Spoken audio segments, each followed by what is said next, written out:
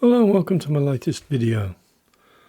This one's part of a tribute from the Diecast community to the late Scott Koster, who passed away earlier this year. A very popular member of the community and much missed. The challenge for the people who took part was to do a Tootsie or a Midge toys or any vehicle of German extraction, because that was Scott's heritage. As the others are pretty scarce on the ground where I live, I decided to go with the Volkswagen Beetle, because in my humble opinion you don't get much more German than that. This one's a Maystow toy, and it's a representation of what I believe is a 55 Volkswagen Beetle. It's a straightforward enough strip. There's just 2 screws retaining the base, and we're into the workings already. 2 nice sets of wheels, but as this will be a custom, which is a thing that Opar loved to build, I'll be discarding the original wheels. Interior's all there, but it's very dusty.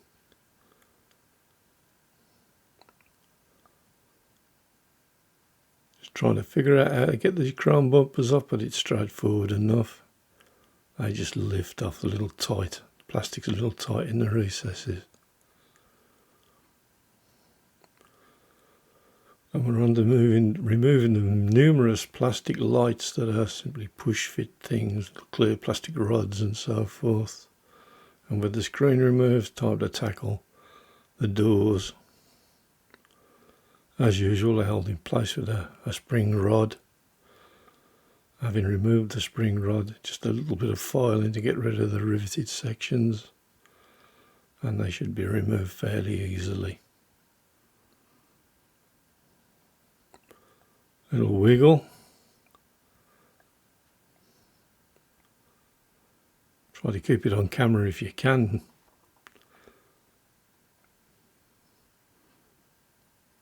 And that's it, they're gone. Last bit's the dashboard and the steering wheel. And we're ready for a quick bath in the paint stripper. It's not a particularly exciting part of the process, but I did think I'd just include a little bit of it. I'm sure you've all seen paint stripped from vehicles before. Caustic soda wasn't going to work for this one, so I had to use the brush on stripper. Does do a very good job. You're slightly warm on the fingers from time to time. Covering it now with an auto air base coat sealer base coat sealer white.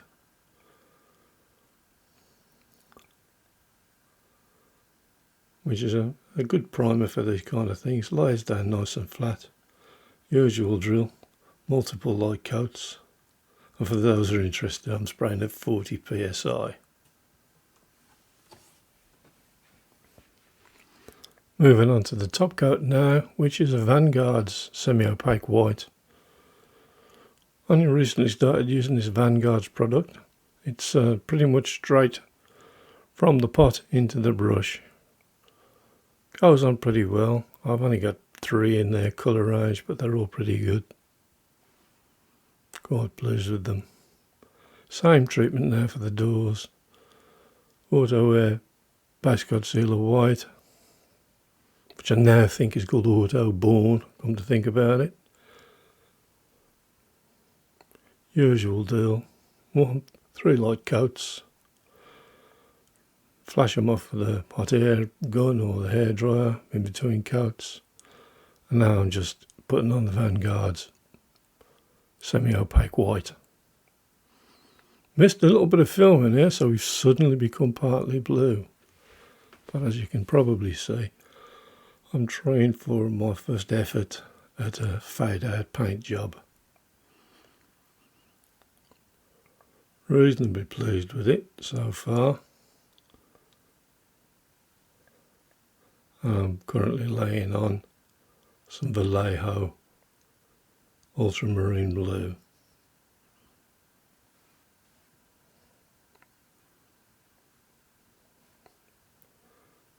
A little bit of hand shielding going on there.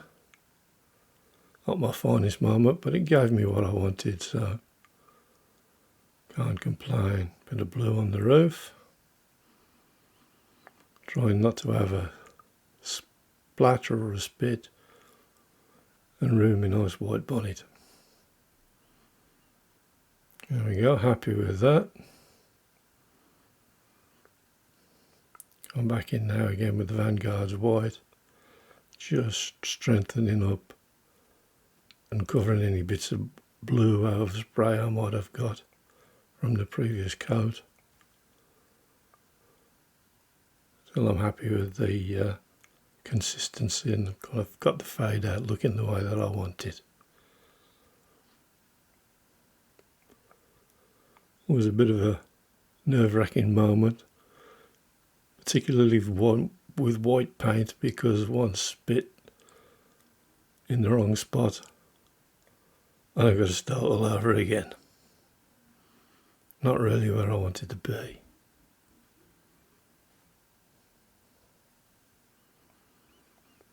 Swivel around to admire my work, and now finally I'm going on with a Hot Rod Sparkle Blue. Not an ideal paint to be pushing through an airbrush because it's quite thick, but I just wanted to give it an extra sparkle for the occasion.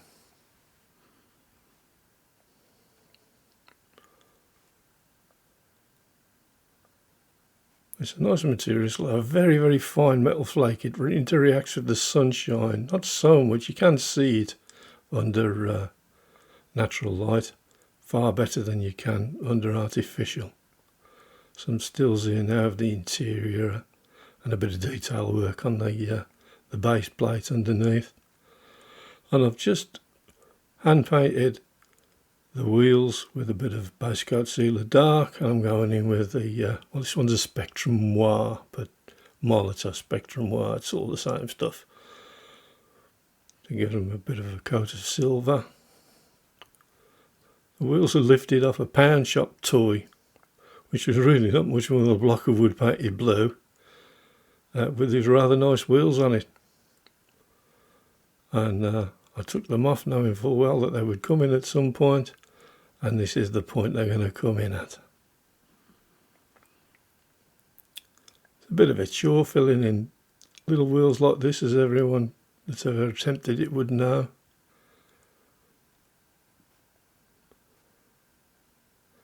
And a little bit of speeded up footage here now of me painting the bumper before starting the assembly.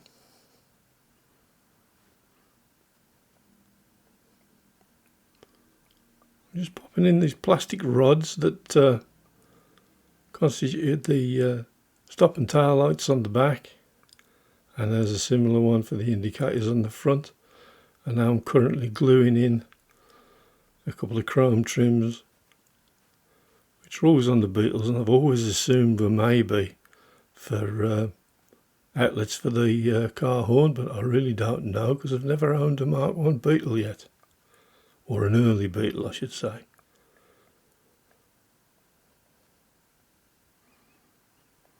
Just popping the indicator rod into position. A little bit tricky, I dropped it about 4 times but I edited that part out. On with the interior door cards now, which I've taken time to try and detail in a similar paint scheme to the outside. So on with a couple of dabs of super glue and then pop the card on.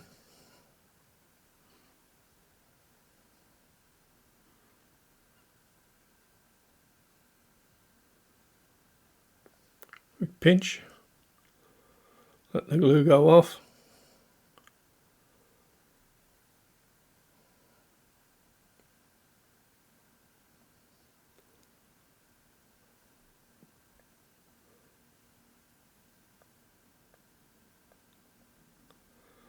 I'm just opening up the hole in the dashboard here to receive the steering wheel, which built up a bit of overspray and wouldn't quite push in. I didn't want to risk breaking the plastic.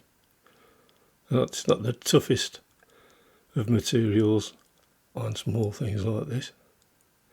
I'm sure we've all split the plastic from time to time, pushing the steering wheel back in.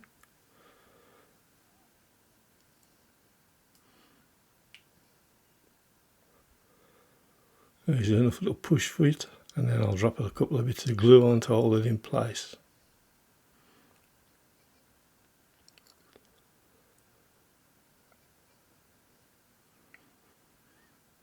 And I'm sure it's in the right spot and the windscreen is held properly. A couple of dabs of super glue, and we're in business.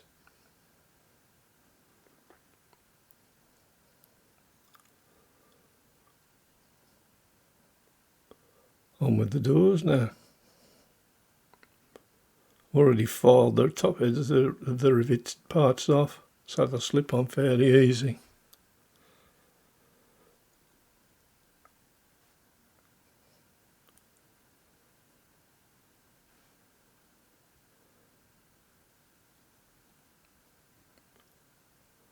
I'm just going to slip a little bit of spring steel out of my stash back through the retainer in the casting and over the bottoms of the door hinges to stop them sliding out.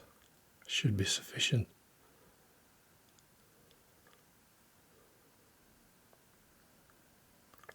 And as usual, I've been a bit too generous with the length of my spring steel. I'll end up abusing my sprue cutters once more to cut the excess off. There ought to be a lot of way against the way I treat these tools.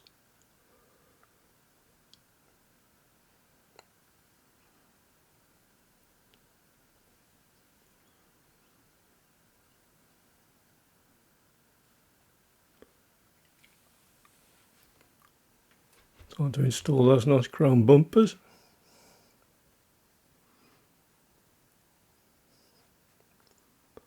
Painting them with a high chrome mirror paint. It's good stuff, but it takes forever to dry.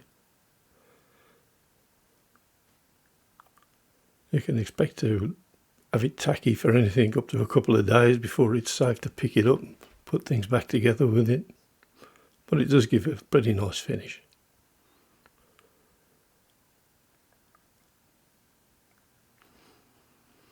One last push to make sure it's bedded down, and it'll be time to slip the interior in.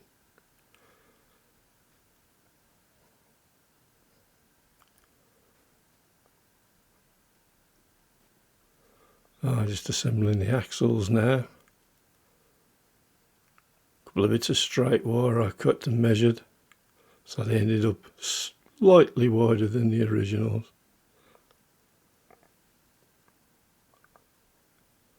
A little bit like that Baja bug look.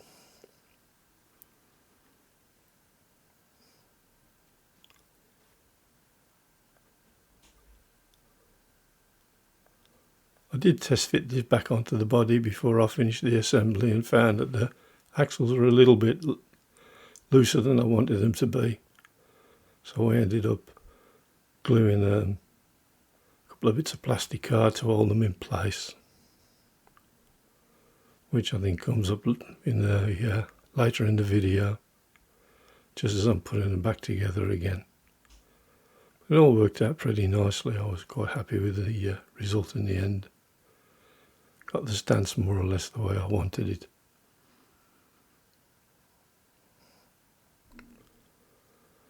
There's my nicely painted interior. Again, as I say, I went with a kind of replica of what I'd done with the exterior, and a little bit of panel finish to give it a bit of darkness in the grooves on the upholstery. A little chrome gear stick going in now, which is a bit of a fiddle.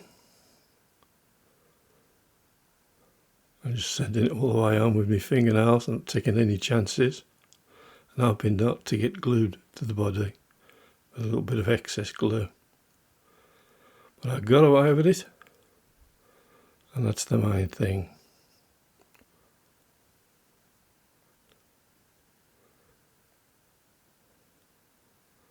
So in goes the interior. Rests nicely on a couple of lugs, one of which the screw that holds the whole thing together again goes through. There's been bits of plastic card I mentioned, just to hold the wheels in place. Make sure it's a roller, because prior to doing that it was dropping down a little bit and fouling on the bodywork, which wasn't what I was looking for. Line up the screw holes.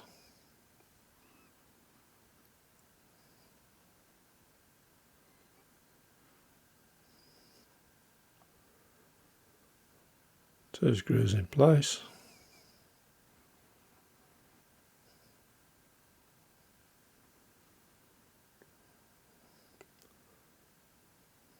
Move the tools out of the way, flip him over. Quick roll check.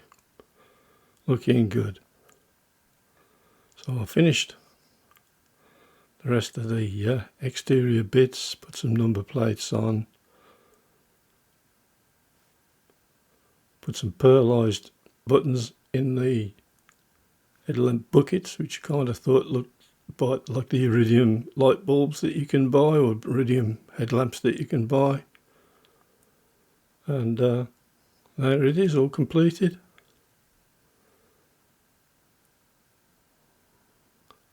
Quite happy with the way it came out. You can just about see the hot rod sparkle catching in the sunshine. And the custom wheels that I've added to it, painted the interior, and that's about it. That's my tribute to Opar, who I know is a lover of custom diecasts himself, and I hope he'd like it. Thank you very much for watching. Hope you enjoyed the vid, and I'll see you all again soon. Thank you. Goodbye.